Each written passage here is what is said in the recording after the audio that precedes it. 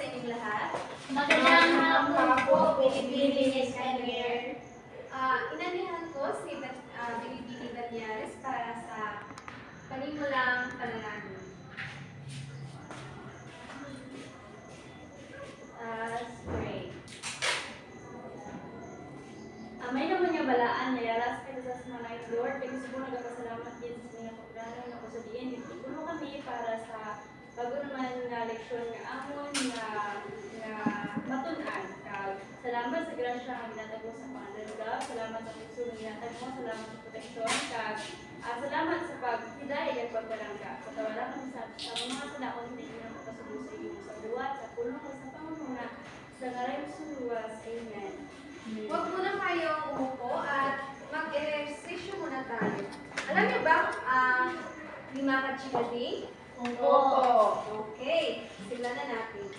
May lima ka-chikading ni bago sa sangan, nilupad ang sa upat na lang sila. Chikading, chikading, naglupad-lupad. Chikading, chikading, naglupad-lupad. May upat ka-chikading ni bago sa sangan, nilupad ang sa tulo na lang sila. Chikading, chikading, naglupad-lupad. Chikading, chikading, naglupad-lupad. May tulo ka-chikading ni bago sa sangang, nilupad ang sa duwa na lang sila. Chikading, chikading, naglupad-lupad. Chikading, chikading, naglupad-lupad. May duha ka-chikading ni bago sa sangang, nilupad ang usa-usa na lang sila. Chikading, chikading, naglupad-lupad. Chikading, chikading, naglupad-lupad. May usa ka-chikading ni bago sa sangang, nilupad ang usa, wala na sila. Chikading, chikading, naglupad-lupad. Chikading, chikading, naglupad-lupad. Ikaw kayo mo po, pakiayos ang inyong at pakikulat ang basura. Okay. Kalihima, hindi ba tayo ngayon? Wala po. Okay, kung ganon, no, kasi walang liban. Binibining, Shanina no, ang ating sinalakay noong nakaraang linggo. Tungkol sa pagbasa. Okay, pagbasa. Para sa iyo, Binibining Mary Joy, ano ba ang pagbasa? Ang pagbasa ay isang proseso ng pag-unawa at interpretasyon ng mga teksto o simbolo na nakasulat. Maraming salamat. Bago natin talakayin ang ating bagong leksyon ay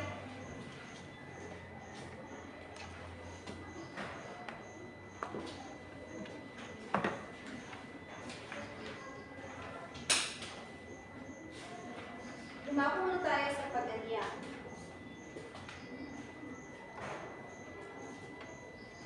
Binibining Kadalyo, pwede mo bang punan ang patlang sa harapan?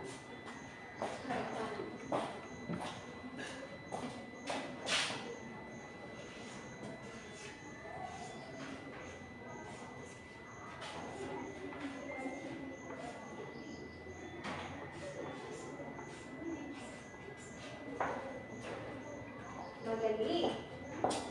Ito ay ang pakikinig. Bago natin talakayin ang tungkol sa pakikinig, ang layunin nito ay ang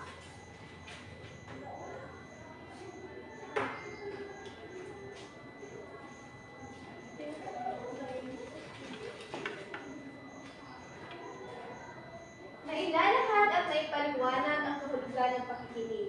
Naiisa-isa ang kahulugan nito, natutukoy ang iba't ibang uri ng pakikinig.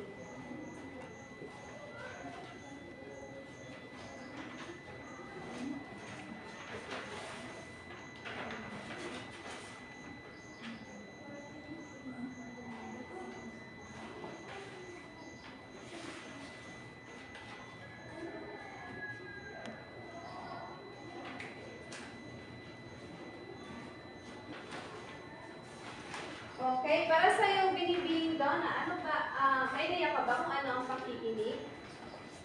Ang pakikinig ay isa ito sa mahalagang aspeto para sa atin bilang isang tao dahil dito natin mas maunawaan o mas madaling maintindihan sa pamamagitan ng ating pakikinig. Mas madali natin maintindihan ang mga mensahe na inihatid ng kalabasan. Maraming salamat.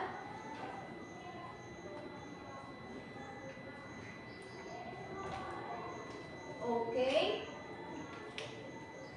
Ang pakikinig ay isang proseso ng pagtanggap ng mensahe mula sa narinig. At ito ay may kakayahang may tukoy at maunawaan kung anong kung ano ang sinasabi ng ating kausap.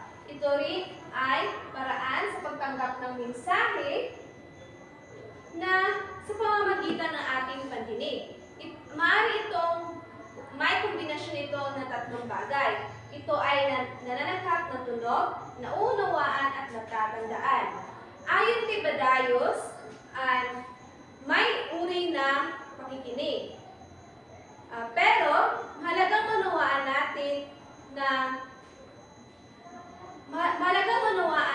natin ang iba't ibang uri ng pakikinig upang mas madali para sa nagsasalita na nakikinig sa bawat aksyon, kilos at refleksyon na nakikinig habang nagsasalita sa klase, pagpupulong at pakikipag-usap.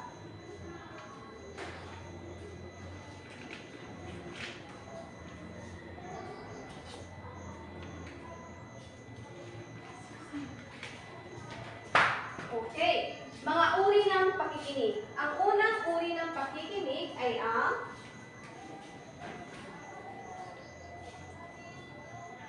binibining Romano, pakibasa ang unang uri ng pakikinig.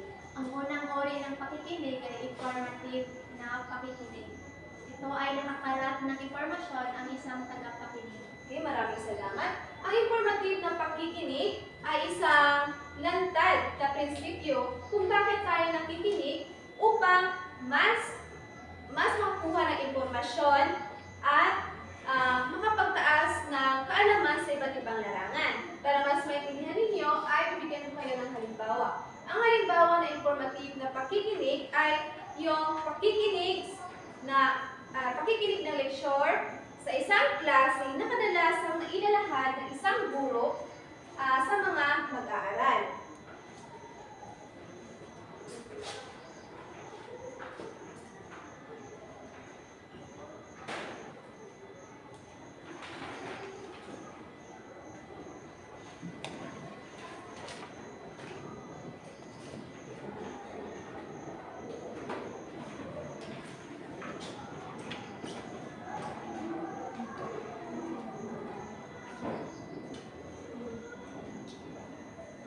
Binibining Rodriguez, pakibasa kung ano ang ikalawang uri ng pakikinig. Evaluative na pakikinig. Isinasagawa naman ng evaluatibong pakikinig upang makapag-analisa tayo ng mga impormasyon o magbigay ng mga panghusga mula sa ating mga naririnig. Okay. Ang halimbawa sa evaluative na pakikinig ay ang pakikinig ng plataforma ng isang politiko kung saan alam natin o naaalisa natin kung sino yung mas kapag-pakinabang sa taong bayan. So, evaluative na pakikinig, yung nakikinig naman na nakapag-analisa tayo ng mga impormasyon o makapagbigay tayo ng paghuhusga. Ay katatlo namang uri ng pakikinig ay ang binibining doon na pakibasa. Empathic na pakikinig. Nagaganap naman ito kung tayo ay nakikinig sa isang tao na naglalahad sa kanyang personal. Okay, empathic na pakikinig nagaganap naman ito kung tayo nagkikinig sa isang taong naglalahad sa kanyang personal na karanasan, sa loobin, at kung paano natin mararamdaman ang kanyang saloobin. Ang halimbawa nito ay kung isa sa mga kaibigan ninyo na nakaramdam ng pagkabigo dahil ang kanyang nakuha ng grado ay mababa. Magaganap ang empathic na pakikinig kung ikay ay ramdam mo ang iyong pagdalumhati sa iyong kaibigan. Ibig sabihin, ang empathic na pakikinig ay kapag naglalahad sa kanyang personal na kapag ikay ay nakikinig. Ang ika-apat naman na uri ng pakikinig, iba sa Bilibili o Binita. Pasibong pakikinig, tumutukoy sa pagtanggap ng mensahe. Okay. Pasibong na pakikinig, tumutukoy sa pagtanggap ng mensahe. Tulad ng halimbawa nito ay ang pakikinig ng isang estudyante, pakikinig sa isang estudyante sa isang lecture na wala ni anumang katanungan o paglilinaw. Tulad na lang pagsabi ng isang guro kung may katanungan ba, pero yung nakikinig ay parang walang tanong o paglilinaw. Nananahimik lang siya at nakikinig lang talaga.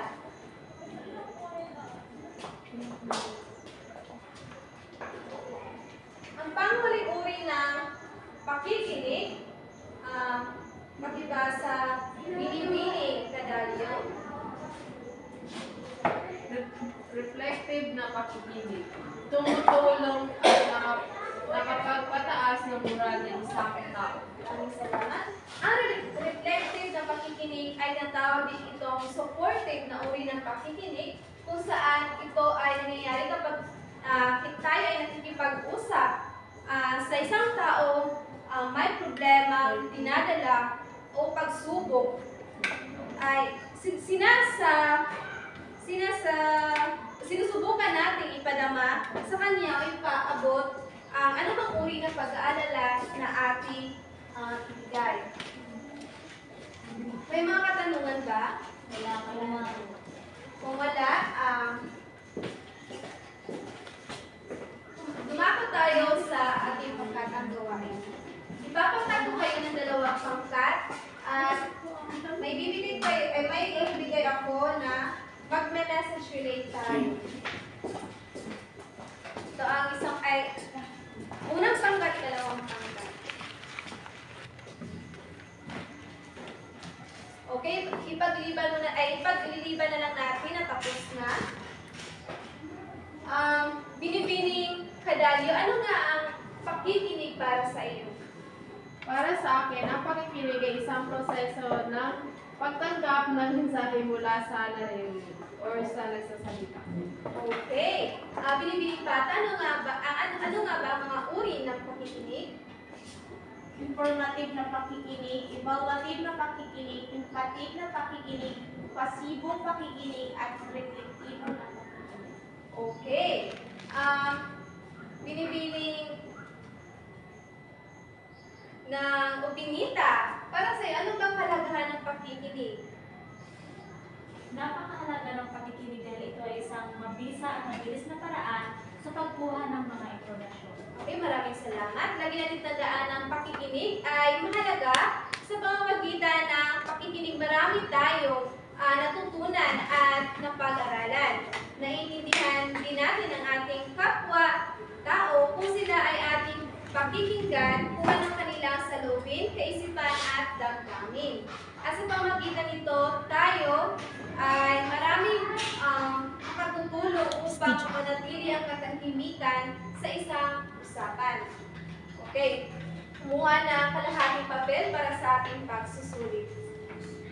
Atin na lang ipagliban na tapos na. Para sa iyong takdang aralin, magsaliksik tungkol sa iba't ibang halimbawa ng pakikinig. Okay, tumayo lahat. Kaya binibili ko Benita, Ikaw mo to.